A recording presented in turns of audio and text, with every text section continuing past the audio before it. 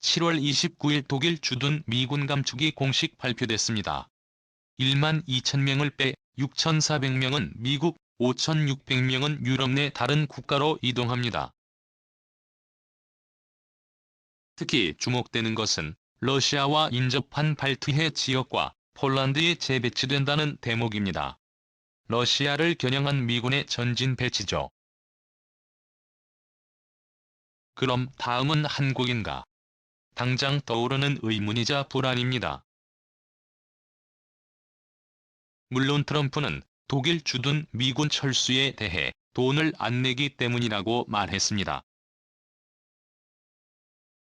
그러니까 한국도 분담금을 많이 안 내면 주한미군을 줄이겠구나. 추정이 가능하죠. 트럼프는 분담금 50% 인상을 요구하고 있고 우리 정부는 13% 안을 내놓고 협상 중입니다. 그러나 장사꾼 트럼프의 말을 액면 그대로 믿으면 안 됩니다. 그는 분담금을 많이 받기 위한 협상용으로 이런 공개 발언을 하는 겁니다. 그런 생각도 물론 있겠죠. 그런데 사실 더 중요한 건 미국의 글로벌 군사 전략입니다. 유럽에서 미국의 적은 러시아입니다. 독일에서 미군 감축은 러시아를 더 효과적으로 견제하기 위한 병력 재배치입니다. 오랫동안 미군 전략통 사이에서 검토하고 관련국들과 협의한 결과입니다. 트럼프는 그 카드를 분담금 올리기 협상에 활용한 셈이죠. 유능한 장사꾼입니다.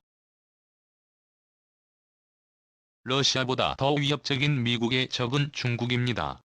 그 최전선이 한반도입니다. 주한미군은 6.25 전쟁 때문에 시작됐고 지금도 북한이 중요합니다.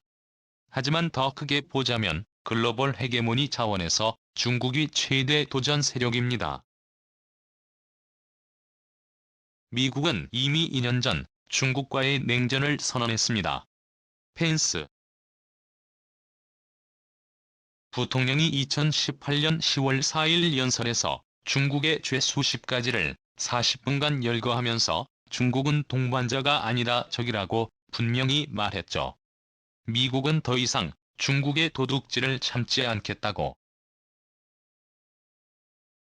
글로벌 헤게모니 싸움에서 가장 중요한 분야는 군사력입니다. 중국은 100년 단위로 계획을 세웁니다. 현재의 중화인민공화국이 설립된 것이 1949년. 중국은 그로부터 100년 뒤인 2049년 세계적 패권을 이룬다는 꿈을 가지고 있습니다. 중국몽 가운데서도 이 대목은 강군몽이라 부르죠. 미국과 중국의 군사력 경쟁은 패권의 명운을 걸고 벌어지고 있습니다. 땅에선 AI 전투로봇, 하늘에선 드론 폭격기, 바다에선 유령 함대 개발이 어마무시하다네요. 물론 첨단 기술에선 미국이 아직 압도적입니다. 그런데 다른 IT 분야와 마찬가지고 중국은 국가 차원에서 총력전을 벌이고 있어 무섭게 추격해오고 있답니다. 주한미군의 운명을 결정하는 변수는 트럼프의 상술이나 변덕이 아닙니다. 그보다 훨씬 중요한 두 가지 변수에 좌우됩니다. 첫째, 미국의 패권 전략. 새로운 전략과 전술, 그리고 무기의 개발에 따라 군사력의 재배치가 이루어질 겁니다. 아무래도 지상군의 비중은 줄어들겠죠. 트럼프가 재선에 성공하면 일부 미군 감축이 있을 수 있겠지만 중국과의 패권 경쟁 와중에 최전선 주한미군 전력의 차질을 가져올 정도의 감축은 아니리라 전망됩니다. 언젠가는 중국을 더 압박할 수 있는 대만이나 베트남, 인도 등으로 미군이 재배치될 수도 있겠죠. 그러나 유럽과 달리 동남아 국가들은 미군을 받아들일 준비가 안 돼 있습니다. 둘째 결정적 변수는 대한민국 정부입니다. 정부가 미군 철수를 원한다면 떠날 것입니다.